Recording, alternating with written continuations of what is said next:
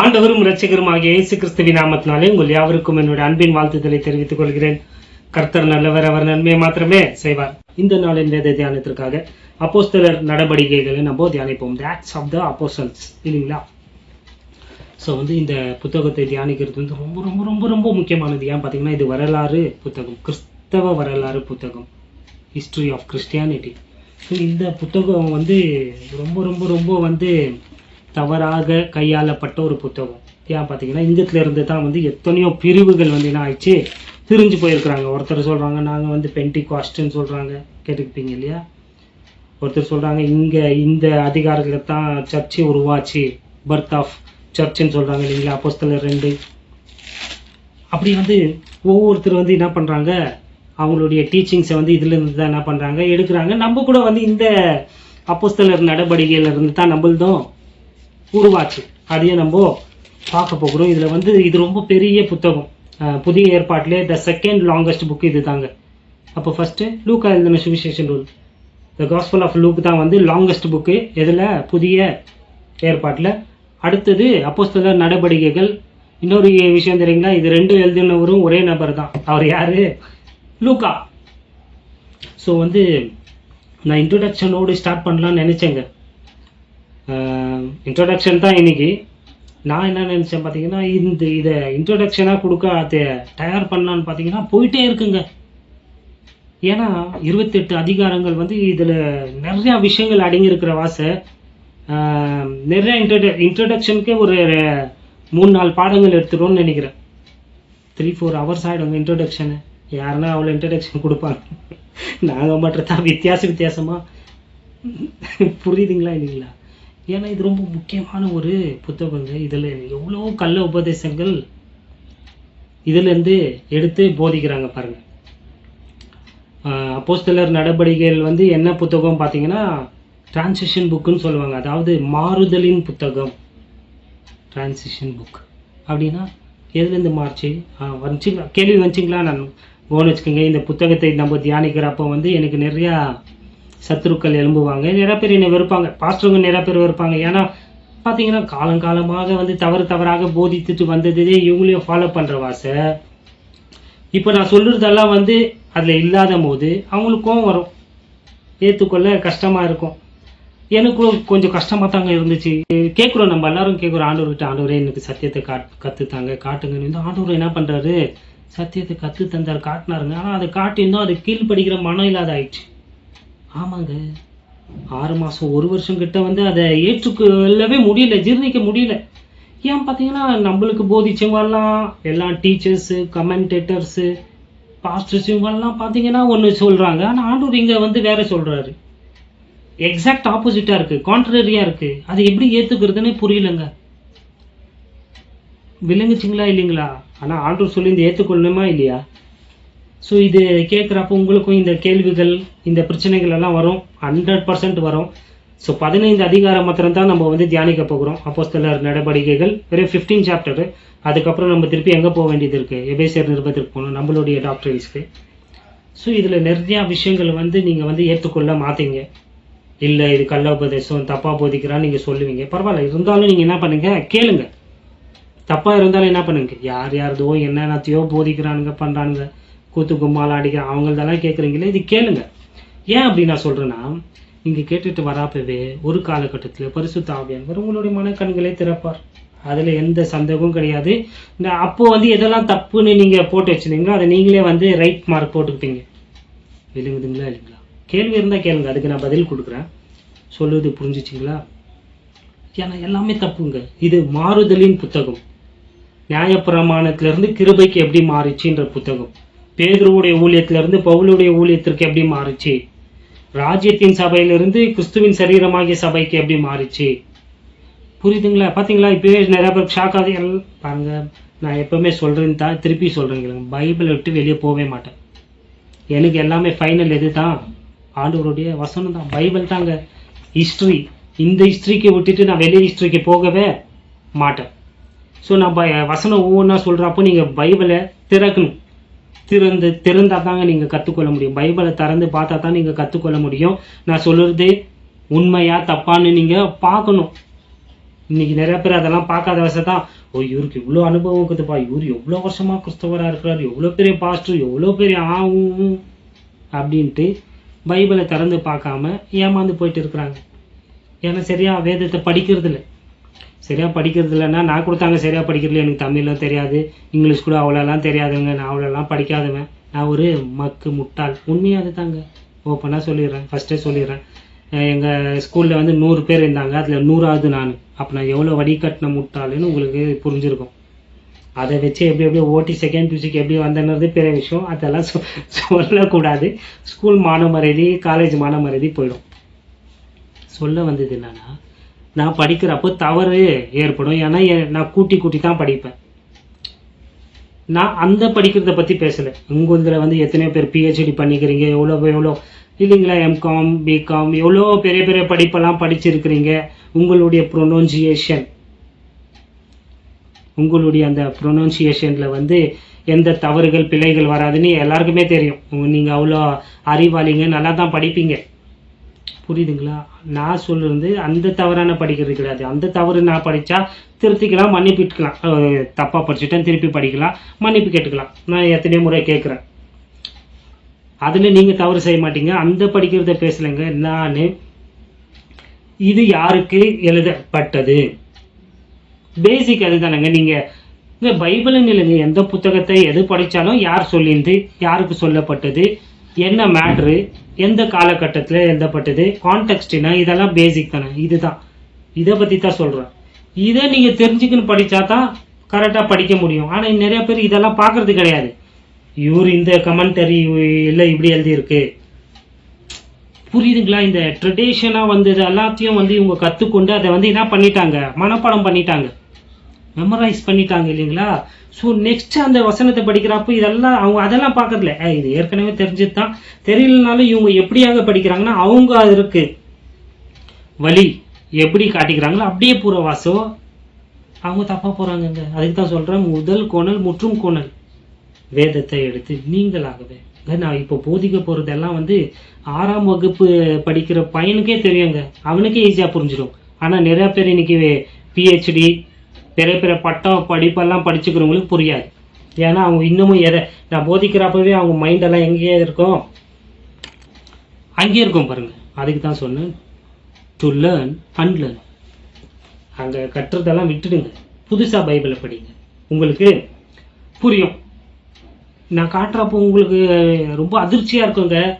இத்தனை வருஷமாக இங்கே தான் இருந்து,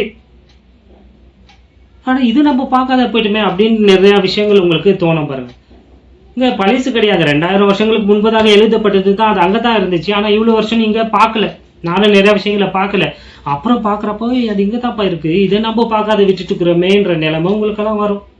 இதெல்லாம் என்ன அறிகுறினா, நம்ம வேதத்தை சரியாக படிக்கலைன்றதுக்கு அறிகுறி. இதுக்கு மேல் சரியாக படிக்கணுன்றதுக்கு ஒரு என்கரேஜ்மெண்ட். விளங்குதுங்களா இல்லைங்களா? ஸோ இந்த இன்ட்ரடக்ஷன் வந்து ரொம்ப பெருசாக இருக்குது. அதனால இன்ட்ரடக்ஷனே நான் என்ன பண்ணுறதில்ல, இன்னைக்கு மாத்திரம் ஒரே ஒரு இன்ட்ரடக்ஷன்லேயே நம்ம முடிச்சுட்டு டைரெக்டாக பாடத்திற்கே போயிடலாம், அல்லது இன்னைக்குலேருந்தே நம்ம பாடத்திற்கே போயிடலாங்க. அப்போஸ்தலர் நடவடிக்கைகள் 1ஆம் அதிகாரம் வசனம் 1-2. தெயோப்பிலுவே, இயேசுவானவர் தாம் தெரிந்து கொண்ட அப்போஸ்தலருக்கு பரிசுத்த ஆவியினால் கட்டளையிட்ட பின்பு அவர் எடுத்துக்கொள்ளப்பட்ட நாள் வரைக்கும் செய்யவும் உபதேசிக்கவும் தொடங்கின எல்லாவற்றையும் குறித்து முதலாம் பிரபந்தத்தை உண்டு பண்ணினேன். புரியுதுங்களா? இங்க வந்து லூக்கா வந்து பாருங்க, இந்த லூக்கா யாரு, இந்த தெயோப்பிலுவு யாரு, இதெல்லாம் வந்து வேற ஒரு நாள் போதிக்கிறோம். நம்ம டைரக்டா பாடத்துக்கே போயிட்டு இருக்கிறோம். வேற ஒரு இன்ட்ரடக்ஷன்ல அல்லது லூக்காவை குறித்து நம்ம தியானிக்கிறப்போ இந்த தெயோப்பிலு யாரு, அதெல்லாம் ஆங்கிலத்துல தியோபிலஸ், இவங்க யாரு அப்படின்றதெல்லாம் நம்ம பார்க்கலாம். லூக்கா யாருன்னு தெரியுமா? இங்க லூக்காங்க அப்போஸ்தலனாகிய பவுலுடைய உடன் ஊழியக்காரருங்க. அவர் ஒரு ஹிஸ்டோரியன், அவர் சரித்திர எழுதுறவர். Is a doctor. அவர் வந்து பிசிஷியன்ங்க, அவர் வந்து மருத்துவர். இதெல்லாம் தெரியுங்களா இல்லைங்களா? நான் சொன்னேன்னா இல்லைங்களா? பாருங்க, இப்போ இதை தியானிச்சுன்னு போனோம்னா நம்மளுக்கு இன்னைக்கு செய்தி கொடுக்க முடியாது. லூக்கா யாரு, அவர் என்னென்னலாம் செஞ்சாரு, அதெல்லாம் தியானிச்சுருந்தா ஆகாது, செப்பரேட்டா. புரியுதுங்களா? நான் நிச்சயமா அதை எடுக்கிறேன். இப்போதைக்கு நம்ம பிரீஃபாக மட்டும். லூக்கா வந்து அப்போஸ்தலனாகிய பவுலுடைய உடன் ஊழியக்காரர். அவர் வந்து ஒரு டாக்டரு, அவர் வந்து ஒரு ஹிஸ்டோரியன், அவர் வந்து வரலாறு எழுதுறவருங்க. அவர் சொல்கிறாரு இங்கே இயேசு கிறிஸ்து எடுத்துக்கொள்கிறப்போ என்ன நடந்துச்சுன்னு இங்கே சொல்கிறாரு. அதாவது 11 சீஷர்களுக்கு, 11 அப்போஸ்தலர், 12 பேரில் ஒருத்தன் அவுட்டு, யூதாஸ் தெரியுமா இல்லைங்களா, நாண்டு கொண்டு செத்து போயிட்டான் இல்லையா. ஸோ 11 பேருக்கு அவர் சொல்கிறாரு பாருங்க, என்ன சொல்கிறாருன்னு அங்கே சொல்கிறாரு. அவர் எடுத்துக்கொள்ளப்பட்ட நாள் வரைக்கும் செய்யவும் உபதேசிக்கவும் தொடங்கின எல்லாவற்றையும் குறித்து முதலாம் பிரபந்தத்தை உண்டு பண்ணின. அதாவது ஃபர்ஸ்ட் வால்யூமை நான் ஆல்ரெடி எழுதிட்டு இருக்கிறேன்ப்பான்னு சொல்றாரு. எதுப்பா அது? த காஸ்பல் ஆஃப் லூக்குங்க. லூக்கா சுவிசேஷ நூலை எழுதியது யார் தான்? நான் சொன்னேன்னா இல்லைங்களா, லூக்கா தான் எழுதினாரு. அதுலேயே வந்து என்ன எழுதியிருக்கிறாரு பார்த்தீங்கன்னா, இயேசு கிறிஸ்துவினுடைய அந்த பூமிக்குரிய வாழ்க்கை வரலாறை அவர் எழுதிட்டாருங்க. இயேசு கிறிஸ்து என்னென்னலாம் செஞ்சாரு, சொன்னாரு, என்னெல்லாம் செஞ்சாரு சொன்னாருன்றத A to Z அங்கே எழுதிட்டு இருக்கிறாரு. அப்போ இயேசு கிறிஸ்து என்ன செஞ்சாரு, என்ன சொன்னாரு, இதெல்லாம் நீங்கள் தெரிஞ்சுக்கணுங்கன்னா எது படிக்கணும்? லூக்கா சுவிசேஷ நூலை படிக்கணும். இயேசு கிறிஸ்து என்ன செஞ்சாரு, என்ன சொன்னாரு எல்லாம் தெரிஞ்சுக்க வந்து நீங்கள் வந்து ஆட்டோபயோகிராஃபி ஆஃப் அன் யோகி மறந்துட்டீங்க. ஓ, அதை இது பண்ணிட்டேன் இல்லைங்களா. ஆட்டோபயோகிராஃபி ஆஃப் யோகிங்க, பரமான்சா யோகானந்தா. அந்த புத்தகத்தில் வந்து இயேசு கிறிஸ்து என்னெல்லாம் டீச்சிங் பண்ணாரு, என்ன செஞ்சாருன்னு எழுதிக்கிதுன்ட்டு போயிட்டு இன்னைக்கு படிச்சுட்டு அது வேற ஒரு இயேசு. வேதாகமத்தின் இயேசு கிறிஸ்து, இந்த உலகத்தை படைத்த இயேசு கிறிஸ்து, சகல சிருஷ்டிக்கும் எஜமானர், சகலத்தையும் படைத்த அந்த கடவுள் இயேசு கிறிஸ்து பற்றி தெரிஞ்சுக்கணும்னா நீங்கள் எங்கே தான் வரணும்? லூக்கா சுவிசேஷ நூலில் போய் படித்து பாருங்க. அங்கே தான் எழுதியிருக்கு. அவரை செய்யவும் உபதேசிக்கவும், அவர் என்ன செஞ்சார், என்ன உபதேசிச்சார், எல்லாம் A to Z லூக்கா வந்து வரிசைப்படி என்ன பண்ணியிருக்கிறாரு, எழுதியிருக்கிறார் ஃபர்ஸ்ட் வால்யூம். அதை தான் இங்கே லூக்கா என்ன பண்ணுறாரு சொல்கிறார் பாருங்க. விளங்குதுங்களா இல்லைங்களா? ஸோ இது யாருக்கு எழுதுறாருன்னு பார்த்தீங்க, லூக்கா எழுதுறாரு. யாருக்கு எழுதுறாருன்னா யாரோ தெயோபிலுவே. இந்த தெயோபிலு யாருன்னு நம்மளுக்கு தெரிலங்க, தியோஃபிலஸ். ஆனால் த மோஸ்ட் எக்ஸலண்ட் தியோஃபிலஸ்ன்னு சொல்கிறார் பாருங்க. இவரை குறித்து வந்து நிறைய விஷயங்கள் சொல்லிக்குது. இவர் வந்து ஒரு மகா ஆசாரியன், மோஸ்ட் ஹை ப்ரீஸ்ட்னு சொல்கிறாங்க. அதே பேரில் இருந்த ஆசை அவராக இருக்கலாம் அப்படின்னு சொல்கிறாங்க. இருக்கலாம் அப்படின்னு சொன்னாலே அதை வந்து நீங்கள் என்ன பண்ணக்கூடாதுன்னு அர்த்தம். 100% அது உபதேசம் கிடையாதுங்க. நான் சொன்னேன்னா இல்லையா, பைபிளுக்கு வெளியெல்லாம் போய் நான் போதிக்க மாட்டேன்ட்டு இருக்கலாம். ஏற்றுக்காதீங்க. ஏற்றுக்கிறது இன்னும் ஒருத்தர் அப்படி சொல்கிறாங்க, இன்னொருத்தர் வந்து அவர் வந்து ரோமன் அஃபிஷியல்னு அப்படின்னு சொல்கிறாங்க. ஒவ்வொருத்தரும் ஒன்று சொல்கிறாங்க. ஸோ லூக்காவை குறித்து நம்ம தியானிக்கிறப்போ அந்த இன்ட்ரடக்ஷனில் இவரையும் நான் வந்து என்ன பண்ணுறேன், கவர் பண்ணுறேன். ஸோ வேதத்தில் அவரை பற்றி எதுவும் சொல்ல, தெயோபிலுன்னு சொல்லுது. தெயோபிலுனா அவருடைய பேருக்கு என்ன பொருள்னு பார்த்தீங்கன்னா ஃப்ரெண்ட் ஆஃப் காடுன்னு பொருளுங்க. ஃப்ரெண்ட் ஆஃப் காட், கடவுளுடைய ஸ்நேகிதன்னு அர்த்தம். ஸோ வேதத்திலே கடவுளுடைய ஸ்நேகிதன் யார்? ஆபிரகாம்ங்க. பைபிளில் ஆண்டவரே சொல்கிறாரு, ஆபிரகாம் யார்? என்னுடைய ஸ்நேகிதன். ஸோ அப்படி பார்த்தீங்கன்னா அப்போ இவரும் ஆபிரகாமை கடவுளே என்ன பண்ணியிருக்கலாம், இருக்கலாம். கவனிச்சிங்களா? அதே கடவுளை ஆராதிச்சுக்கிற ஒரு யூதனாக இருக்கலாம். அவர் வந்து இயேசுவை பற்றி தெரிஞ்சுக்கொள்ள, அல்லது இந்த புதுசாக நிறைய விஷயங்கள் எருசலேமில் அப்போ நடந்துச்சு இல்லைங்களா, அதை குறித்து கொஞ்சம் சொல்லுப்பா, இல்லைன்னாவோ குழப்பம் நடக்குது. இவர் வந்து த மோஸ்ட் எக்ஸலண்ட்னா இவர் ஏதோ ஒரு ஹையர் பொசிஷனில் இருந்திருக்கணும். ஸோ அவர் கேட்டாருன்ட்டு லூக்கா வந்து எழுதினாரு. முதலாவது வால்யூம் எழுதியாச்சு. இது 2வது volume, Acts of the Apostles. So இந்த ஆக்ட்ஸ் ஆஃப் த அப்போஸ்டல்ஸ் வந்து பிட்வீன் புக்குன்னு கூட சொல்கிறாங்க, நடு புத்தகம்னு சொல்கிறாங்க. ஆக்ட்ஸ் ஆஃப் த ஹோலி கோஸ்ட்னு சொல்கிறாங்க, ஹோலி ஸ்பிரிட், அதாவது பரிசுத்த ஆவியானவருடைய நடவடிக்கைகள்னு சொல்கிறாங்க. ஏன் பார்த்தீங்கன்னா இந்த புத்தகத்தில் ஏறக்குறைய 50 முறை பரிசுத்த ஆவியானவர் வராருங்க. எவ்வளோ முறை? 50 முறை. ஆனால் என்ன சொல்கிறாங்க, பரிசுத்த ஆவியானவர் வந்து ஒரு நபரே இல்லைன்ட்டு இன்னைக்கு கோமாளிங்க கூமுட்டிங்க சொல்லிட்டு இருக்கிறாங்க. திருத்துவாலாம் இல்லைன்ட்டு தியானிக்கலாம் பாருங்க. ஏதோ கவர் பண்ண என்னென்னவோ வருது இல்லையா, அதுதாங்க வேதம் வந்து. புரியுதுங்களா இல்லைங்களா? இந்த வேதம் வந்து இந்த உலகத்திலேயே Bible, the Bible, Holy Bible is the most important book in the world. இந்த உலகத்திலே மிக முக்கியமான புத்தகம் எதுன்னு பார்த்தீங்கன்னா வேதம் தாங்க, பைபிள் தான். ஏன் பார்த்தீங்கன்னா இந்த பைபிள் வந்து ஒரு நபரை மையமாக அல்லது ஒரு நபரை சுற்றி என்ன வந்து பேசுது, ஏங்குதுங்க. அந்த ஒரு நபர் யாரு? ஆண்டவராகிய இயேசு கிறிஸ்து. இந்த முழு பைபிளை யாரை பத்தி பேசுது? ஆண்டவராகிய இயேசு கிறிஸ்துவை பத்தி பேசுதுங்க. அதனால தாங்க அது முக்கியமானது. 2வது அது ஏன் முக்கியமானது பார்த்தீங்கன்னா, ஆண்டவராகிய இயேசு கிறிஸ்து யாரு? கடவுளுங்க. Is God incarnate, God in the flesh. புரியுதுங்களா இல்லைங்களா? கடவுள் மாம்சத்துல வெளிப்பட்டாருங்களே, தீமோத்தியில வாசிக்கிறோமே. அதனால தாங்க இந்த புத்தகம் ரொம்ப ரொம்ப ரொம்ப முக்கியமானது. ஏன்னா கடவுளை பத்தி சொல்ற புத்தகம். கடவுளே இந்த புத்தகத்தை என்ன பண்ணு பரிசுத்த ஆவியானவர் கொண்டு எழுதிந்து. All scripture is inspired by the holy spirit. விளங்குதுங்களா இல்லைங்களா? இயேசு கிறிஸ்துவை பற்றி இந்த புத்தகம் இயங்குது, சொல்லுது. இயேசு கிறிஸ்து யாரு? அவர் கடவுள். கடவுள் எப்படி இருப்பாங்கன்ட்டு யாரும் பார்த்தது கிடையாது. தேவனை ஒருவனும் ஒரு காலமும் கண்டது கிடையாது. அவருடைய ஒரே பேரான குமாரனை கடவுள் எப்படி இருக்கிறாருன்னு காட்டினாருங்க. இயேசுவை பார்த்தா கடவுளை பார்த்தா, அதுதான் என்னை கண்டவன் பிதாவை கண்டாயிற்றுனா என்ன சொல்றாருன்னா, கடவுளை நீங்க பார்த்துட்டீங்க, கடவுள் இப்படித்தான்ப்பா இருப்பாரு. விளங்குதுங்களா இல்லைங்களா? இயேசு கிறிஸ்து பரிசுத்தருங்க. அவருடைய பேச்சு, அவருடைய நடக்கை, அவருடைய செயல் எல்லாம் ஒருத்த கூட அவரை குற்றம் காட்ட முடியலங்க. குற்றம் இல்லாதவர். இன்னைக்கு எவனா ஏஞ்சி என்னன்னா படம் எடுத்துக்கின்னு குற்றம் யாரு? அவரு 2000 வருஷத்துக்கு அப்புறம் இதை நம்புறவன் அவன் ஒரு முட்டாள். சொல்ல வருது என்னன்னா, கடவுளை காண்பித்தவர் ஆண்டவராகிய மனிதனா வந்தார். அதுதான் அந்த வார்த்தையை யூஸ் பண்றேன். மனுஷனா வந்து கடவுள் எப்படியா இருப்பாரு, எப்படி இருப்பாரு, அவருடைய குணாதிசயங்கள் என்ன, எல்லாத்தையும் காட்டிந்து யாரு? ஆண்டவராகிய இயேசு கிறிஸ்துங்க. அவர் தாங்க ஆண்டவருடைய செய்தி தொடுப்பாளர்னு சொல்றாங்க இல்லைங்களா? அதாவது என்ன சொல்றது, எனக்கு தமிழ்ல ஸ்போக்ஸ் பர்சன் ஆஃப் காட்ங்க. புரியுதுங்களா? ஆண்டவருடைய சார்பாக பேசியவர், செய்தியாளர். ஆண்டவரை பற்றி சொன்னார், அவர் எப்படி இருப்பாருன்னு காட்டினார், வாழ்ந்து காட்டினாரு. Lifestyle of Jesus Christ போய் பாருங்க. இயேசுவை குறித்து எனக்கு போதிக்கணும்னு ரொம்ப ஆசை. அதாவது அவருடைய பூமிக்குரிய இது த பைபிள் ஆஃப் ஜீசஸ்ன்ட்டு நிறைய மெசேஜ் எல்லாம் நான் 5 நிமிஷம் 10 நிமிஷம் எல்லாம் கொடுத்துருப்பேன். அதெல்லாம் அழிச்சிட்டேன் நான். அதை வந்து கிளியர் ஆர்டர் வைஸாக கொடுக்கணுன்ட்டு ஆசை. எனக்கு ஆங்கிலம் தேவனுடைய சித்தம் இருந்தால் அதை பார்க்கலாம். என்ன சொல்ல வரேன்னா, தேவன் இந்த பூமியில அவருடைய திட்டம், அவருடைய செயல்பாடுகள் எல்லாத்தையுமே யார் தான் வெளிப்படுத்தினாரு? ஆண்டவராகிய இயேசு கிறிஸ்து தான் வெளிப்படுத்தினார். அது எங்க மாத்திரம் வெளிப்படுத்தினாரு? இந்த பைபிள்ல மாத்திரம் தான் சொல்றேன்.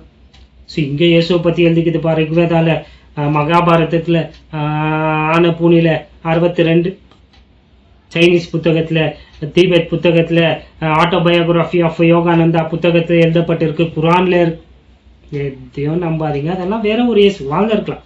வேற யாரும் இயேசுவை பத்தி அவங்க சொல்றாங்க. ஆனா வேதாகமத்தின் இயேசு யாரு? அவரு அது இல்லைன்றது ஒரே ப்ரூஃபுங்க. வேதம் சொல்லுது இயேசு கிறிஸ்து கடவுள்ன்ட்டு. உன் புத்தகம் சொல்தா? இல்ல, முடிஞ்சிச்சா? இந்து புத்தகத்துல வந்து அவங்க கடவுள்னு ஏத்துப்பாங்க. இப்ப அவங்களுக்கு இன்னொரு கேள்வி, வேதம் சொல்லுது அவர் மாத்திரம் தான் கடவுள்ன்ட்டு, உன் புத்தகம் சொல்தா? இல்ல, அப்ப அது வேற ஒரு இயேசு. ரொம்ப ஈஸிங்க. ரொம்ப மண்டியா போட்டாலாம் குழப்பிக்காதீங்க. சிம்பிளா படிங்க, எல்லாமே புரிஞ்சிடும். நம்ம அது படிக்கிறது எதுவும் எதை தியானிக்கணுமோ மெடிடேட் பண்ணணுமோ அதை படிச்சுட்டு இருப்போம். எதை படிக்கணுமோ அதை மெடிடேஷன் பண்ணிருப்போம். அதே தான் நம்மளுக்கு ஃபெயிலியர் காரணம். விளங்குதுங்களா இல்லைங்களா? ஸோ அவருடைய 3 போதனைகள், 3-fold டீச்சிங் ஆஃப் ஜீசஸ் கிரைஸ்ட்ன்றதை தான் இன்னைக்கு நம்ம தியானிக்க போறோம். கடந்த கால போதனை, நிகழ்கால போதனை, வருங்கால போதனை. Past teaching of Lord Jesus Christ, present teaching of Jesus Christ and future teachings of Jesus Christ. இதை தான் நம்ம தியானிக்க போகிறோம். ஸோ இப்போ வந்து ஆண்டவராகிய இயேசு கிறிஸ்துவினுடைய அந்த 3 கால போதனைகளை குறித்து நம்ம தியானிப்போம். முதலாவது வந்து கடந்த கால போதனை, ஆண்டவராகிய இயேசு கிறிஸ்துவினுடைய கடந்த கால போதனை. அது என்ன பார்த்தீங்கன்னா, ஆண்டவராகிய இயேசு கிறிஸ்து வந்து இந்த பூமியில வந்து நியாயப்பிரமாணத்திற்கு கீழே பிறந்தார். புரியுதுங்களா இல்லைங்களா? ஆண்டவராகிய இயேசு கிறிஸ்து எதற்கீழே பிறந்தாரு? நியாயப்பிரமாணத்திற்கு கீழே பிறந்தாருங்க. வாசிங்க, கலாத்தியருக்கு எழுதின நிருபம் 4ஆம் அதிகாரம், ஆங்கிலத்தில் 4வது வசனம், தமிழில் வந்து 5வது வசனம். பாருங்க, நான் சொல்கிற வசனங்கள் எல்லாம் நீங்கள் எடுத்தால் தான் உங்களுக்கு வேதத்தை கற்றுக்கொள்ள முடியும். ப்ளஸ்ஸு நான் சொல்கிறது பொய்யா தவற, புரியுதுங்களா? பொய்யா தவற, உண்மையா பொய்யான்றது உங்களுக்கு புரியும். எடுங்க 4ஆம் அதிகாரம் 5வது வசனம். காலம் நிறைவேறின போது ஸ்திரீகளிடத்தில் பிறந்தவரும் நியாயப்பிரமாணத்திற்கு கீழானவருமாகிய தம்முடைய குமாரனை தேவன் அனுப்பினார். ஸோ இங்க வசனம் கிளியரா சொல்லி பாருங்க, இயேசு கிறிஸ்து நியாயப்பிரமாணத்திற்கு கீழே பிறந்தாராம். விளங்குதுங்களா இல்லைங்களா? அடுத்தது அவர் வந்து இஸ்ரவேல் ஜனங்களுக்கு தான் அவர் என்ன பண்ணாரு, ஊழியக்காரரா ஆனார், ஊழியம் செய்தார். இயேசு கிறிஸ்து வந்து புறஜாதியாருக்கு வந்து என்ன பண்ணல, அவருடைய போதனைகளை போதிக்கல.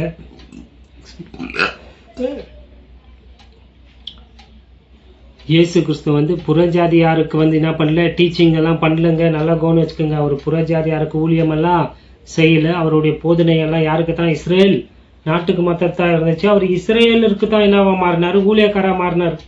வாசிப்போம். மத்தேயு 15ஆம் அதிகாரம், மத்தேயுக்கு எழுதின சுவிசேஷ நூல், வேதத்தை தரங்க, 24வது வசனம். அதற்கு அவர், காணாமற் போன ஆடுகள் ஆகிய இஸ்ரவேல் வீட்டாரிடத்திற்கே அனுப்பப்பட்டனே அன்றி மற்றபடி அல்லவென்றார். பார்த்தீங்களா, நான் வந்ததே யாருக்கோசரம் தான், காணாமற் போன இஸ்ரவேல் வீட்டாருக்கு. ரோமர் 15ஆம் அதிகாரம் 8வது வசனம். அவர் விருத்த சேதனம் செய்தவர்களுக்கு ஊழியக்காரரானார். ஆமாவா இல்லைங்களா? ஸோ நியாயப்பிரமாணத்திற்கு கீழே பிறந்தார். நியாயப்பிரமாணத்தினால ஆளுகை செய்யப்பட்ட அந்த நாட்டுக்கு தான் அவர் என்ன பண்ணாரு, ஊழியம் செய்தாரு. அடுத்தது அவர் வந்து நியாயப்பிரமாணத்தை தான் போதித்தார். ஆமாவா இல்லைங்களா? மத்தேயுக்கு எழுதின சுவிசேஷ நூல் 5ஆம் அதிகாரம், மலை பிரசங்கம் இல்லைங்களா, 17வது வசனம் பாருங்க. நியாயப்பிரமாணத்தை ஆனாலும் தீர்க்க தரிசனங்களை ஆனாலும் அழிக்கிறதற்கு வந்தேன் என்று எண்ணிக்கொள்ளாதேயுங்கள். அழிக்கிறதற்கு அல்ல, நிறைவேற்றுகிறதற்கே வந்தேன். விளங்குச்சிங்களா இல்லைங்களா? புரிஞ்சுச்சிங்களா?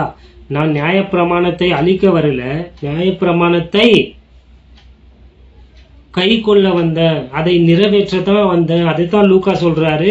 இயேசு கிறிஸ்து வந்து செய்யவும் உபதேசிக்கவும் துவங்கின அனைத்தையும் நான் என்ன பண்ணியிருக்கிறேன், ஃபர்ஸ்ட் வால்யூம்ல உங்களுக்கு எழுதியிருக்கிறேன். லூக்கா சுவிசேஷ நூல். அதுல இயேசு கிறிஸ்து என்ன செய்தாரு, என்னென்ன போதித்தாருன்னு எழுதியிருக்கு. என்னென்னத்தை போதிச்சாரு, என்னென்னத்தை செஞ்சாரு, நியாயப்பிரமாணம் என்னென்னலாம் சொல்லிச்சோ அதை எல்லாத்தையும் அவர் என்ன பண்ணாரு, செய்தார். ஆமாவா இல்லைங்களா? நியாயப்பிரமாணம்னா என்ன? இந்த நியாயப்பிரமாணம் என்பது வந்து மோசேயினால இஸ்ரேல் ஜனங்களுக்கு, இஸ்ரேல் நாட்டுக்கு 1500 வருஷங்களுக்கு முன்பதாக, கிமு கிறிஸ்துவுக்கு முன்பதாக 1500 வருஷத்துக்கு முன்பதாக கொடுக்கப்பட்டதுங்க. அந்த நியாயப்பிரமாணம் தான் ஒவ்வொரு யூதனுடைய வாழ்க்கையும் என்ன பண்ணுச்சு, ஒழுங்குபடுத்தியது. It regulated lifestyle of every Jew. Excuse me, புரிஞ்சுச்சிங்களா இல்லைங்களா? சொல்லுங்க. ஒரு யூதனா நீ பிறந்துட்டனா அவனுடைய இது பொறுப்பு என்ன பார்த்தீங்கன்னா, அவன் நியாயப்பிரமாணத்தில் என்னென்ன சொல்லிக்குதோ அதை பார்த்து அதன்படி தான் அவன் வாழணும். According to the ordinance. இல்லைங்களா? பிரமாணம், லாஸ், ரெகுலேஷன்ஸ். பிரமாணம் என்னென்ன சொல்லிச்சு அப்படி தான் அவன் செய்யணுங்க. இயேசு கிறிஸ்து நியாயப்பிரமாணத்திற்கு கீழே பிறந்தாருன்னா, நியாயப்பிரமாணம் என்ன சொல்லுதுன்னா, நீ 8வது நாளில் விருத்த சேதனம் செய்யணும். அது இயேசு கிறிஸ்து செஞ்சாரா இல்லையா? செய்தார். ஓய்வு நாளை நீ ஆசரிக்கணும். விளங்குதுங்களா இல்லைங்களா? சொல்லுது. ஸோ இயேசு கிறிஸ்து நியாயப்பிரமாணத்திற்கு கீழே பிறந்தாரு. இஸ்ரேல் நாட்டுக்கு தான் அவர் என்ன பண்ணாரு, ஊழியம் செய்தாரு. அவர் வந்து எதெல்லாம் செஞ்சாரு, போதிச்சாரோ அதெல்லாம் எது தான் செஞ்சாரு, நியாயப்பிரமாணத்தை தான் கை கொண்டாரு, நியாயப்பிரமாணத்தை தான் போதிச்சாரு. இந்த நியாயப்பிரமாணம் என்பது வந்து யூதர்களுக்கு கொடுக்கப்பட்ட நற்செய்தி, good news to the juice அல்லது இஸ்ரேல். இந்த இந்த சுவிசேஷத்திற்குள்ள என்னென்னலாம் அடங்குதுன்னு பார்த்தீங்கன்னா, அவங்க என்னென்னலாம் கை கொள்ளணும் பார்த்தீங்கன்னா, அவங்க வந்து ஓய்வு நாள் ஆசரிக்கணும். அவங்களுக்கு வந்து பண்டிகைகள் இருந்துச்சு, 7 பண்டிகை. நீங்கள் இதெல்லாம் வந்து நீங்கள் யாத்ராகமும் லேவியராகமும் இந்த மோசே எழுதின அந்த 5 புத்தகத்தில் நீங்கள் வாசிச்சிங்கன்னா உங்களுக்கு தெரியும். புரியுதுங்களா இல்லைங்களா? பாவ மன்னிப்பு. எப்படி பாவ மன்னிப்பு? தண்ணி ஞானஸ்னால பாவ மன்னிப்பு.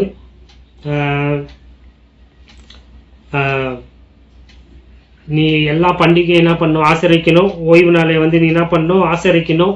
இதெல்லாம் வந்து நீங்கள் வாசிச்சு பாருங்களேன். உங்களுக்கு முதல்ல பஸ்கா பண்டிகை இருக்கும், பஸ்காவை தொடர்ந்து வந்து வார பண்டிகை. புரியுதுங்களா இல்லைங்களா? அதுக்கப்புறம் வந்து பெந்தேகோஸ்தே, ஃபர்ஸ்ட் ஃப்ரூட்ஸ், நிறைய இருக்குங்க. இதெல்லாம் இந்த பண்டிகையெல்லாம் நீ வந்து இதெல்லாம் வந்து ஆப்ஷனல் கிடையாது, இதெல்லாம் வந்து கம்பல்சரியா நீ என்ன பண்ணணும், செய்யணும். அப்பதான் நீ ஒரு யூதன், அப்பதான் ஆண்டவர் உன்னை ஏற்றுக்கொள்வார். இஃப்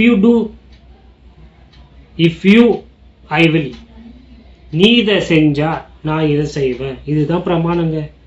நீ இதை செஞ்சா நான் இதை செய்வேன்னு தான் பிரமாணம். கவனம் வச்சுக்கோங்க. இஃப் யூ, அதை அண்டர்லைன் பண்ணி வச்சுக்கோங்க.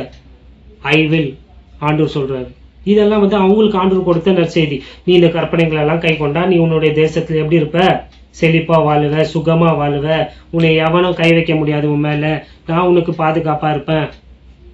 புரியுதுங்களா இல்லைங்களா? நீ விதைக்கிறது எல்லாமே 100% உனக்கு என்ன கொடுக்கும், பலன் கொடுக்கும். உன்னுடைய பிசினஸ் வந்து ஃபெயிலரா போகாது. நீ கர்த்தருடைய வாழ்க்கை கற்பனைகள் எல்லாம் கை கொண்டா நீ ஆசீர்வதிக்கப்பட்டிருப்பாய். ஆண்டவராக இயேசு கிறிஸ்து சொன்னாரா இல்லைங்களா? என்ன நேசிச்சிங்கன்னா என்னுடைய கற்பனைகளை கை கொள்ளுங்க. ஆமாவா இல்லைங்களா? ஸோ இயேசு கிறிஸ்துவனுடைய இந்த போதனைகள் எல்லாம் எதை சார்ந்ததாக இருந்தது, நியாயப்பிரமாணத்தை சார்ந்ததாக இருந்தது. இதெல்லாம் அவங்களுக்கு வந்து துர்ச்செய்தி கிடையாது, நற்செய்தி. ஆனா அந்த நற்செய்தியிலையும் துர்ச்செய்தி இருக்கு. நான் சொன்னேன், கடந்த பாடத்திலே சொன்னேன், எபேசியர் நிருபத்தை நம்ம தியானிக்கிறப்போ, நீ இதை செஞ்சா ஓகே நல்லா இருப்ப, செய்யாம போனா உனக்கு சாபம் வரும். உபாகமம் 28ஆம் அதிகாரம் முழு அதிகாரமே அதுதான். நீ இதை செஞ்சனா எப்படியெல்லாம் ஆண்டவர் உன்னை ஆசீர்வதிப்பார், நீ செய்யாம போனா உன் மேல என்னென்ன சாபம் எல்லாம் வரும்ட்டு அவங்களுக்கு கொடுத்தது. புரியுதுங்களா இல்லைங்களா? இதைத்தான் ஆண்டவராக இயேசு கிறிஸ்து இந்த பூமியில வாழ்ந்த போது போதிச்சாருங்க. யூத மதத்தை போதித்தார். யூதம் என்பது ஒரு மதங்க, அது மார்க்கம் கிடையாது. நல்லா கவனம் வச்சுக்கோங்க. கிறிஸ்தவம் தான் மார்க்கம், மதம் கிடையாது. விளங்குதுங்களா இல்லைங்களா? ஜூடிசம்னு சொல்றாங்க இல்லையா, அந்த ஜூடிசம் வந்து இட்ஸ் ரிலிஜியன், யூத சமயம். நல்லா கவனம் வச்சுக்கோங்க. இயேசு கிறிஸ்து இந்த பூமியில வாழ்ந்த போது நியாயப்பிரமாணத்தை தான் போதித்தார். இதுதான் அவருடைய கடந்த கால போதனைங்க. அந்த போதனையை நீங்க கிறிஸ்துவின் சரீரமாகிய சபைகளை வந்து நீங்க நுழைக்க முடியாது. ஆனா இன்னைக்கு நுழைக்கிறாங்க. அதனால்தான் குழப்பம். மத்தேயு 5ஆம் அதிகாரம் 6-7 ஆண்டவராக இயேசு கிறிஸ்துவினுடைய அந்த மலை பிரசங்கம் படிச்சுக்கிறீங்களா? அற்புதமான அதிகாரங்கள். எத்தனையோ உலக தலைவர்கள் வந்து அதை வாசிச்சுட்டு அதனால எத்தனையோ பயன்களை அவங்க பெற்றிருக்கிறாங்க. நம்மளுடைய தேசப்பிதா மகாத்மா காந்திஜி கூட வந்து மத்தேயு 5ஆம் அதிகாரம் அவருக்கு ரொம்ப பிடிச்ச அதிகாரம். இயேசு கிறிஸ்துவினுடைய போதனைகளை அவர் என்ன பண்ணார், ரொம்ப விரும்பினார். அவருடைய போதனைகள் எல்லாம் உலக தலைவர்கள் மாத்திரம், மத தலைவர்கள் கூட என்ன பண்ணியிருக்கிறாங்க, எடுத்து பயன்பட்டு இருக்கிறாங்க, போதிச்சிருக்கிறாங்க. ஆனா ரட்சிக்கப்பட்டாங்களா? இல்ல. சுவாமி விவேகானந்தர் வந்து இயேசு கிறிஸ்துவை பத்தி போதிச்சிருக்கிறார். மத்தேயு 5 அவரு ரொம்ப ஹையர் லெவல்ல வச்சு பார்த்தார். அவர் ரட்சிக்கப்பட்டாரா? இல்ல. மகாத்மா காந்தி இல்ல, ரட்சிக்கப்படவும் முடியாது. விளங்குதுங்களா இல்லைங்களா சொல்றது? அதனால தாங்க நான் அதெல்லாம் முன்னாடியே சொன்னேன். அது நமக்கு இல்லைனாலும் அதை நம்ம வந்து என்ன பண்ணலாம், படிச்சு தியானிச்சு அதை அப்ளை பண்ணி அதுல நிறைய நம்மளுக்கு நிறைய பிளெஸிங்ஸ் இருக்குன்னு சொன்னேன் அதுலலாம். ஆனா அதை டாக்டரினா போதிச்சுன்னா நீ அவுட்டு. பாஸ்டர் கூட பரலோகத்துக்கு போக மாட்டார். எழுதி வச்சுக்கோங்க. ஷாக்கிங்கா இருக்குங்களா? உண்மை அது தாங்க. அது நான் சும்மா சொல்ல ரெஃபரன்ஸுக்கு சொன்னேன். நான் அந்த அதிகாரத்தை நீங்க வாசிச்சிருக்கிறீங்களா? அற்புதமான அதிகாரம். ஆனா பாஸ்டர் கூட பரலோகத்துக்கு போக மாட்டார். ஆமாங்க, இதான் சொல்லியிருக்கிறாருங்க. நான் எதுவுமே வந்து ஆயத்தப்படல, அப்படியே சொன்னேன். ஆவியானவர் சொல்றது சொல்றேன். அதை நிறைய நான் வாசிச்சிருக்கிறேன். அது என்ன சொல்றாரு பாருப்பா, உன்னுடைய கை, வலது கை இடர்கள் உண்டாக்கினா அதை என்ன பண்ணி வெட்டி போட்டுரு. ஒரு கால் இடர்கள் உண்டாக்குனா அதை வெட்டி போட்டுரு. ஒரு கண்ணு உனக்கு இடர்கள் உண்டாக்குனா அந்த கண்ணை நீ பிடுங்கி போட்டுரு. இதை பிடுங்கி போட்டு இதை வெட்டி போட்டு நீ பரலோகத்துக்கு போறது, தேவனுடைய ராஜ்யத்திற்குள்ள போறது உனக்கு நலமா இருக்கும். இந்த போதனையை இன்னைக்கு பாஸ்டருங்க எடுத்துக்கிட்டு ஆண்டவர் வந்து அப்படியெல்லாம் சொல்லலப்பா. ஆண்டவர் என்ன சொல்றாரு தெரியாம அவனுக்கு? ஆண்டவர் வந்து லிட்டரலா சொல்லல, பொய்யான உபதேசம். ஏன்னா அவங்களுக்கு ஆண்டவராக இயேசு கிறிஸ்துவினோட மனது இருதயம் என்னன்னு தெரியல. லிட்டரலா அங்க சொல்றாரு, உன்னுடைய வலது கை இடர்கள் உண்டாக்கினா அதை வெட்டி போட்டு, கால் இடர்கள் உண்டாக்கினா அதை வெட்டி போட்டு, கண் இடர்கள் உண்டாக்கினா அதை பிடுங்கி போட்டு நீ பரலோகத்துக்கு தேவனுடைய ராஜ்யத்திற்கு போறது உனக்கு நலமா இருக்கும். ஏன்னா நீ 2 கண் இருந்து 2 கை இருந்தும் 2 காலம் இருந்தும் நீ வந்து பாவம் செஞ்சு நீ நரகத்துக்கு போறத பார்க்கலாம் சொன்னாரா இல்லைங்களா? ஆண்டவர் லிட்டரலா சொல்லியிருந்தாது. ஆனால் இன்னைக்கு அதை ஸ்பிரிச்சுவலைஸ் பண்ணிட்டு இல்லை லிட்ரலாலாம் சொல்லலை அப்படின்ட்டு பொய்யா போதிப்பாங்க. இல்லை, ஏன்னா அவங்களுக்கு பாவத்தினுடைய அகோரம் கொடுமை அவங்களுக்கு கொடூரம் அவங்களுக்கு தெரியல. ஆனால் இயேசு கிறிஸ்துவுக்கு நல்லா தெரியும். ஏன்னா அதற்காக தான் அவருடைய ஜீவனையே கொடுக்க போறாரு என்பது அவருக்கு தெரியும். அதனால தான் அதை அவ்வளோ கண்டித்து பேசினாருங்க. நரகத்தை பற்றி பேசியிருந்த வேதத்தில் அதிகமாக ஏதோ எவ்வளோ சொல்கிறாங்க வேத பண்டிதர்கள், அதை நான் கவுண்ட் பண்ணல, மறந்துட்டேன். ரொம்ப ரொம்ப நரகத்தை பற்றி பேசியிருந்த இந்த முழு வேதத்திலே இயேசு கிறிஸ்து மாத்திரம்தாங்க. ஏன்னா அவருக்கு தெரியும் அந்த இடம் அவருக்கு என்னன்ட்டு தெரியுங்க. அந்த இடத்துக்கு ஒரு தடவை போயிட்டா உன்னால ரிட்டர்ன் வர முடியாதுன்னு அவருக்கு தெரியும். அந்த இடத்துல இருக்கிற அந்த வியாகுலம், அந்த வலி எல்லாம் அதற்கு முடிவே இராதுன்னு அவரே சொல்றாரு. அது அக்கினி கந்தம். வாசிச்சுக்கிறீங்களா? எத்தனை முறை சொல்லிட்டே இருப்பாரு பாருங்க. அங்கே என்ன ஆவறது கிடையாது, பூச்சியெல்லாம் இருக்கும், புழு இருக்கும், அது சாவாது. ஏன்னா அவருக்கு தெரியுங்க அதனுடைய இயேசு கிறிஸ்துவை ஏங்க செத்தாரு, ஏங்க மறிச்சாரு, எதுங்க சாவச்சிச்சு அவரை? ரோமர்களா? பாவம் தாங்க அவர் கொன்றது. நம்ம செய்த பாவம் தானேங்க அவர் மறிச்சாருங்க. புரியுதுங்களா இல்லைங்களா? ஏன்னா அவருக்கு தெரியும் பாவத்தினுடைய அந்த, புரியுதுங்களா இல்லைங்களா? ஆனா இன்னைக்கு உங்க போதகர்கள் கிறிஸ்டியன் டீச்சர்ஸ் எல்லாம் இது தப்பா போதிச்சு வச்சிருக்கிறாங்க. நம்பாதீங்க. ஆண்டவர் லிட்டரலா தான் சொன்னாரு. பாருங்க, உங்களுக்கு கேன்சர் வியாதி இருந்துச்சுனாலும் நீங்க பரலோகத்துக்கு போயிடலாம். எய்ட்ஸ் வியாதி இருந்தால் நீங்கள் பரலோகத்துக்கு போகலாம். உங்களுக்கு சுகர் இருந்தால் நீங்கள் பரலோகத்துக்கு போகலாம். டிபிங்க, உங்களுக்கு என்ன பிளட் ப்ரெஷர் என்ன பிளட் ப்ரெஷர் இருந்தால் கூட நீங்கள் பரலோகத்துக்கு போகலாம். உங்களுக்கு இந்த உடம்புல தமிழர்கள் சொல்கிறாங்க இல்லைங்களா, 4444 நோய் இருந்தாலும் நீங்கள் பரலோகத்துக்கு போகலாங்க. ஆனால் உங்களுக்குள்ள பாவம் இருந்தால் உங்களால் போக முடியாது. உண்மை, சத்தியம். உங்ககிட்ட பாவம் இருந்தால் நீங்கள் பரலோகத்துக்கு போக முடியாதுங்க. ஆனால் உங்களுக்கு எந்த நோய் இருந்தாலும் உங்களால் பரலோகத்துக்கு போக முடியும். அப்படின்னா என்ன அர்த்தம்? இந்த சரீர நோயை பார்க்கிலும் பாவம் எத்தனையோ மடங்கு கொடூரமானதுன்னு ஆண்டவர் சொல்றாருங்க. கொரோனா வைரஸ்ல செத்தா கூட நீ பரலோகத்துக்கு போயிடலாம்ப்பா. ஆனா பாவம் என்ற வைரஸ் உனக்குள்ள இருந்தா உன்னால பரலோகத்துக்கு போக முடியாது. இதுதான் சத்தியம். அதுதான் இயேசு கிறிஸ்து சொல்றாரு. அது அவ்வளவு கொடூரமானது, அதை செய்யாதீங்க சொன்னாரே இல்லைங்களா? பரலோகத்துக்கு போற வாசல் இடுக்கமும் நெருக்கமுமானது. அதே அதிகாரம். பாதாளத்திற்கு நரகத்துக்கு போற வாசல் விசாலமா இருக்காங்க, நிறைய பேர் போறாங்க. பரலோகத்துக்கு போகிறது ரொம்ப கஷ்டமான வாசல். அங்கே எவ்வளோ பேர் தான் போகிறோம்? கொஞ்சம் பேர் தான். அதில் போகிறதுக்கு அவங்களுக்கு மனசு இருக்கு பாருங்க. நமக்கு இல்லைங்க, அவங்களுக்கு சொல்லுங்கிறேன். விளங்குச்சுங்களா இல்லைங்களா? ஆண்டவருடைய டீச்சிங்ஸ் எல்லாம் என்னன்னு சொல்லுங்கிறேன். அது பிரமாணத்தை 100% பியூரா போதிச்ச ஒரு ஆண்டவராக இயேசு கிறிஸ்து மாத்திரம் தான். ஏன்னா அதை கொடுத்தவரே அவர் தானே. பழைய சில நியாயப்பிரமாணம் இப்படி சொல்லி இருக்கிறதே, எப்படி சொல்லி இருக்கிறது? நீ விபச்சாரம் செய்யாது இருப்பாயாகன்னு சொல்லியிருக்கு. ஆனா உண்மையான அதோடைய பொருள் என்னன்ட்டு நான் சொல்றேன். ஏன்னா நான் தானே கொடுத்தாது. என்ன, ஒரு ஸ்திரியை நீ இச்சையா பார்த்தால் நீ விபச்சாரம் செய்தாயிற்று அவளோடு. இங்க வசனங்கள்லாம் இருக்கு, நீங்க போய் வாசிச்சு பாருங்க. என் கண்ணு முன்னாடி இருக்குது. ஆனா டைம் போயிடும், நான் சொல்ல விரும்பல. ஒரு ஸ்திரியை, ஒரு பொண்ணை நீ விபச்சார ஆங்கிள் பார்த்தாலே நீ அவளோடு you already committed adultery with her. நீ விபச்சாரம் செய்தாயிற்றுன்னு சொன்னார். எப்படியாப்பட்ட போதனை பாருங்க. நினைச்சு பாருங்க. நான் எவ்வளோ தடவை சொல்லிக்கிறேன், நான் எவ்வளோ பேருக்கு புரியுதுங்களா இல்லைங்களா? இன்னைக்கு இருக்கிற இந்த ஜெனரேஷன் எவ்வளோ கொடூரமா இருந்துங்க. அதை பார்க்காதவங்க யாருமே இல்லையே. ஃபோனு, இன்டர்நெட், கம்ப்யூட்டர், டிவி, வேலை ஸ்தலம், எங்கே போனாலும் சொன்னா கோவம், ஒரு மூக்கு மேலே கோவம் வருது. அந்த மாதம் போட்டுன்னு வருது ஆடைகள் எல்லாம். சொல்ல வர்றது புரியுதுங்களா? இச்சையா பார்த்து நீ விபச்சாரம் செய்தாயிற்று. அப்புறம் நிறைய சொல்றாங்க அங்கேதான். அப்புறம் என்ன சொல்றாரு பார்த்தீங்களா? கொலை செய்யாது இருப்பாயாக என்று எழுதி இருக்கிறது. நியாயப்பிரமாணத்தில் சொன்னேன் தெரியுமா உனக்கு? யாத்ராகமம் 20ஆம் அதிகாரத்தில். ஆனால் நான் சொல்கிறேன், உன் சகோதரனை நீ என்ன பண்ணாலே, காரணம் இல்லாமலே நீ அவனை என்ன 20 22வது வசனத்துல சொல்றாரு பாருங்க, நீ கோவப்பட்டாலே, காரணம் இல்லாம கோவப்பட்டாலே அது எதற்கு சமானமா? கொலை செய்ததற்கு சமானமா? எத்தனை முறை நம்மளுடைய வாயின் வார்த்தையில நம்ம எத்தனையோ பேரை சாகடிக்கிறோமா இல்லையா? எத்தனையோ பேர் வந்து நீ பேசின அந்த கூர்மையான வார்த்தையினால எத்தனையோ பேர் தூக்கு மாட்டின்னு செத்துட்டு இருக்கிறாங்க. நீ இல்லைங்க, உதாரணத்துக்கு சொல்றேன். ஆமாவா இல்லைங்களா? ஏதோ விளையாட்டுக்கோ எதுக்கோ ஒரு வாயில ஒரு வார்த்தை விட்டுட்டு இருப்பாங்க, மானஸ்தன்னு சொல்லுவாங்க இல்லையா? அந்த மாதிரி எல்லாம் அவங்க பார்த்தீங்கன்னா போயிட்டு தூக்கு மாட்டின்னு சேர்த்துட்டு இருப்பாங்க. அடிக்கிற அடி கூட ஆறிட்டோன்ட்டு எவ்வளோ பாட்டுக்குது. ஆனால் ஐயோ வானாப்பா, நம்ம இந்த சைடு சினிமா சைடே போகிறது வேணாம், அது கூட ஆறிடும்.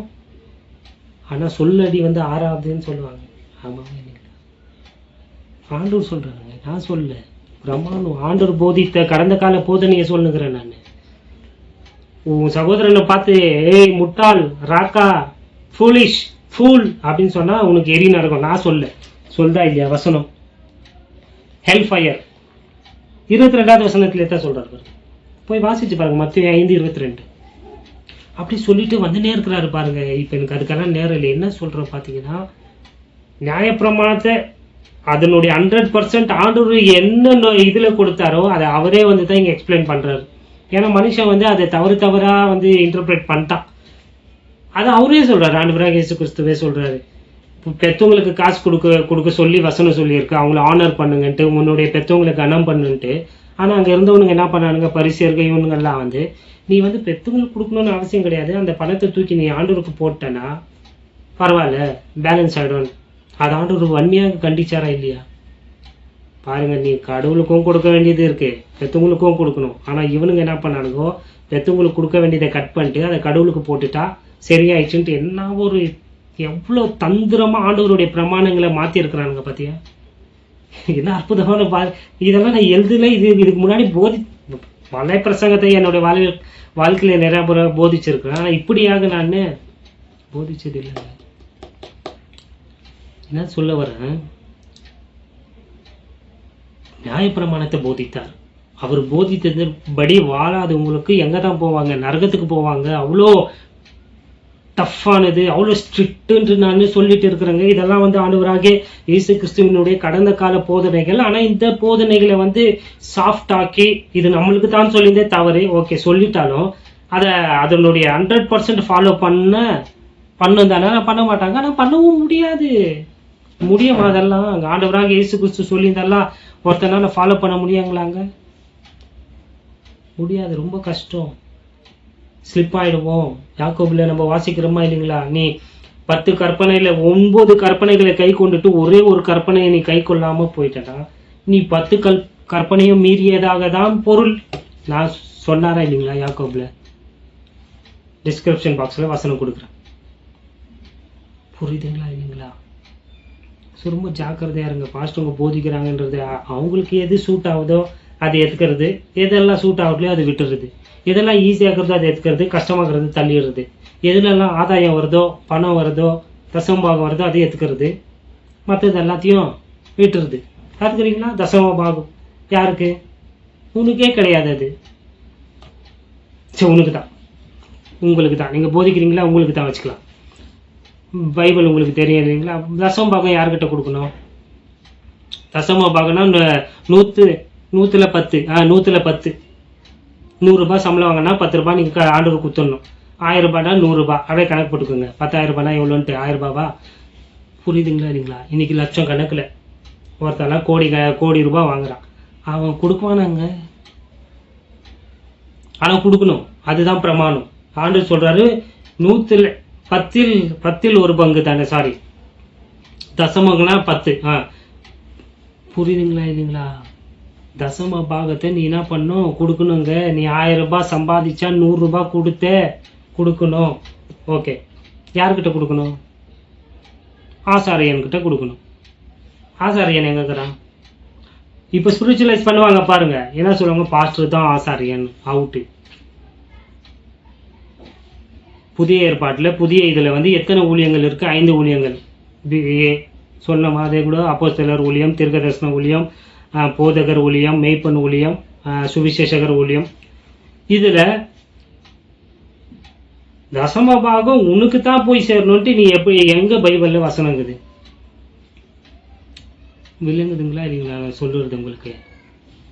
இங்க இந்த 5 ஊழியத்துல இது உனக்கு தான் வந்து சேரணும்ட்டு நீ எப்படி இது பண்ண முடிவு எடுத்த? எங்க இருக்குது அதுக்கு அவுட்டா? ஓகே. நிறைய பேர் வந்து சர்ச்சை நடத்துறது பாஸ்டர் தானே, அப்போ பாஸ்டர். ஓகே. தசம பாகத்தை எல்லாம் எங்க கொண்டு போகணும்? தேவாலயத்திற்கு கொண்டு போகணும். எங்க இருக்குது தேவாலயம்? எருசலேம்ல தேவாலயமே இல்லை. அங்கே தான் டூம் ஆஃப் ராக்கை கட்டி வச்சுக்கிறாங்க. ஹலோ, இருக்கிறீங்களா? புரிஞ்சுக்குங்க. நிறையா பாஸ்டர்களுக்கு இதெல்லாம் கேட்டால் எம்எல்ஏ கோவம் வரும், பகைப்பாங்க. சத்தியத்தை சொல்லி சத்துருவாகிறது நம்மளுக்கு புது விஷயமே கிடையாது இல்லையா? இல்லை, எனக்கு தெரியாதாங்க எங்கே யார் எப்போ லைக் போடுறத நிறுத்துறாங்கன்னு எனக்கு தெரியாதா? எங்கே கமெண்ட்டை நிறுத்துறாங்கன்னு தெரியாதா? எங்கே ஷேர் பண்ண? நீங்கள் கமெண்ட்டு போடணுன்ட்டு, லைக் போடணுன்ட்டு, ஷேர் பண்ணணுன்ட்டு எல்லாம் நான் வசனத்தை போதிக்கல. அந்த மாதிரி ஊழியக்காரனா கிடையாது. I'm an ambassador of Jesus Christ. புரியுதுங்களா இல்லைங்களா? சரி, புரியுதுங்களா? பாருங்க, தேவாலயம்னா எருசலேம்ல தேவாலயம் இருக்கும். மல்கியா 3ஆம் அதிகாரம், என்னுடைய வீட்டில், ஆண்டவருடைய வீடு எது? பழைய ஏற்பாட்டுல தேவாலயம் இருக்கணும். தேவாலயம் இருந்தாலும் நீ தசம்பாகம் கொடுக்க முடியாது. ஆசாரியன் இருக்கணும். ஆசாரியன் கிட்ட தான் நீ போயிட்டு என்ன பண்ணும்? பணம் கிடையாது. உன்னுடைய எல்லா நீ என்ன வேலை செய்யறியோ அதுல ஓகே. இப்பத்துக்கு பணமே வச்சுப்போம், இவங்களுக்கோசரம் புரிய வைக்கணும்ட்டு.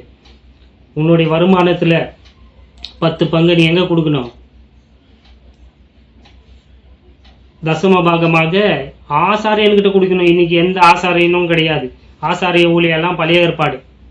இன்னைக்கு பாஸ்டர், டீச்சரு, இவாஞ்சலிஸ்ட், இந்த ஊழியங்க தான். புரியுதா இல்லைங்களா? இதெல்லாம் எபேசியர் நிருபத்தில் நம்ம தியானிக்க இருந்தோம், ஜம்ப் ஆகி வந்திருக்கிறோம். திருப்பி போகலாங்க. விளங்குதுங்களா இல்லைங்களா? ஸோ இது யாருக்கு கொடுக்கப்பட்டது? யூதர்களுக்கு, யூத ஜனங்களுக்கு. இப்போ யூத ஜனங்கள் இருக்கிறாங்களா? இருக்கிறாங்க. எங்கே இருக்கிறாங்க? இஸ்ரேலில் இருக்கிறாங்களா? இஸ்ரேல் நாட்டில் தான் இருக்கிறாங்க. ஆனால் அவங்க தசமபாகம் கொடுக்குறாங்களா? கொடுக்கறது இல்லை. ஏன்? தேவாலயம் இல்லை. ஏன்? ஆசாரிய ஊழியம் இல்லை, ஆசாரியன் இல்லை. இங்க யாருக்கு கொடுக்கப்பட்டது? அவங்களே இன்னைக்கு தசமபாகம் கொடுக்கறது இல்லைங்க. ஏன்னா கொடுக்க முடியாது. தேவாலயம் இருக்கணும், பலிகள் செலுத்தணும், ஆசாரியன்கிட்ட தான் கொடுக்கணும். இதுதான் தேவனுடைய நியாய பிரமாணம். இத நீ மாத்துறதே பெரிய தப்பு. கிருபின் காலம் என்ற வாச தப்புச்ச. இதே நியாய பிரமாணத்தின் காலம் இருந்தா என்ன நடந்துச்சு? கவனம் இருக்கா? ஆர்க், ஆண்டவருடைய அந்த ஆர்க் பெட்டியை ஒருத்தன் போய் பிடிச்சின்னா அது யார் மட்டும் தான் தொடணும்? ஆரோனின் பிள்ளைகள் லேவியர்கள் தான் அங்கே தொடணும். அதை இன்னொருத்தன் போய் பிடிச்சான். அவன் யூதன் தான். அவன் போய் பிடிச்சான், அவன் செத்து போயிட்டான். ஏன்னா தொடக்கூடாது. டார்க் ஆஃப் த காவனன்ட் இல்லைங்களா? பலிபீடம்னா அது தமிழ்ல என்னன்னு தெரியல. ஆர்க் ஆஃப் த காவனன்ட்னு சொல்லுவாங்க. உடன்படிக்கை பெட்டி, சாரி உடன்படிக்கை பெட்டியை தொட்டினா ஆச்சு. பார்த்தீங்களா? நல்ல இன்டென்ஷனில் தாங்க தொட்டான். ஐயோ, ஆண்டவருடைய வசனம் கீழே விழுதான்ட்டு போயிட்டான். ஏன்னா பிரமாணம் சொன்னால் செய்யணும். அதுக்கு அதில் நல்லது கெட்டு அதெல்லாம் கிடையாது. ஆண்டவர் சொன்னால் சொன்னு தான் செய்யணும். பாருங்க, என்ன விளக்கம் கொடுக்க வேண்டியதாக என்னென்னத்தை மாற்றி வச்சுக்கிறாங்க பாருங்க. தசமபாகம்லாம் இந்த காலத்தில், கிருபின் காலத்தில் கிடையாது. வெறும் காணிக்கை கொடுங்க. கொடுக்க வேணாம்னு சொல்ல, கொடுங்க. 100ல் அந்த 10ன்றதை விட்டுருங்க. ஏன் 11 கொடு, 9 கொடு, ஆண்டவர் ஏற்றுக்க மாட்டாரா? இல்லது 100ல் 99 கொடு. யாரோ ஒருத்தர் கொடுத்தாங்க, கோல்கேட்ன்ற ஒரு கொடுத்தாருன்னு கேள்விப்பட்டிருக்கு. புரியுதுங்களா இல்லைங்களா? மனப்பூர்வமாய் கொடுக்கிறவன் இடத்தில் தேவன் பிரியமா இருக்கிறார். உற்சாகமாய் கொடுக்கிறவன் இடத்தில் கர்த்தர் பிரியமா இருக்கிறார். அது நமக்கு இருந்தா கொடு. எவ்வளோனா கொடு. அதுக்கு ரெஸ்ட்ரிக்ஷனே கிடையாது. அதில் ரெஸ்ட்ரிக்ஷன் இருக்குங்க. 10னா 10 தான். ஓ, நான் வந்து அப்படி என்ன 11 அப்படி போட்டேன்னா அவ்வளோதான். பிரமாணம்னா பிரமாணம் தான். 10னா 10. 9 குத்தனாலும் கொடுக்கக்கூடாது. அதுவும் தப்பு, பாவம் தான். 11 விளங்குதுங்களா? சபை கட்டுமான பணிக்கு அது கொடுக்குறது வேற. அதையும் ட்விஸ்ட் பண்ணுவாங்க. நான் சொல்றது பிரமாணம். இதெல்லாம் ஏன் சொல்லிட்டு வந்துருக்கிறேன் புரியுதுங்களா? யூத மதத்தில் ஆண்டவர் ஏற்படுத்தி வைத்திருக்கிற அந்த பிரமாணங்கள், கட்டளைகள், இதை எல்லாத்தையுமே அவங்க என்ன பண்ணணும்? கை கொள்ளணும். ஆண்டவராகிய இயேசு கிறிஸ்து இந்த பூமியில் இருந்த போதும் அவர் என்ன போதித்தாரு? பிரமாணத்தை தான் போதித்தார், நியாய பிரமாணத்தை. அதை கை கொண்டாதான் அவங்க தேவனுடைய ராஜ்யத்திற்குள்ள போக முடியும். புரியுதுங்களா இல்லைங்களா? அவங்க ஆண்டவருக்காக அடிபட்டோ ஏதோ வெட்டி ஊனமாகி எது ஆனாலும் அதுல ஒரு பிரச்சனையும் கிடையாது. ஏன்னா ராஜ்யத்திற்குள்ள அதெல்லாம் வந்து என்ன ஆயிடும், சரியா ஆயிடும். ஆனா நீ இப்போ ராஜ்யத்திற்குள்ள அல்லது பரலோகத்துக்கு போகணும்னா நீ நியாயப்பிரமாணத்தை கை கொள்ளணும். புரிஞ்சிச்சிங்களா இல்லைங்களா? புரிஞ்சிருக்கோன்னு நினைக்கிறேன். இதோட கிளியரா எப்படிங்க போதிக்கிறது? புரியுதுங்களா? ஸோ இதுதான் ஆண்டவராகிய இயேசு கிறிஸ்துவினுடைய கடந்த கால போதனை, past teaching of our Lord Jesus Christ. பரிசுத்த ஆவியானவர் இந்த வார்த்தைகளை கொண்டு உங்களுக்கு ஊழியம் செய்வாராக. ஆண்டவராகிய இயேசு கிறிஸ்துவின் கிருபையும் சமாதானமும் உங்களோடு இருப்பதாக. ஆமென்.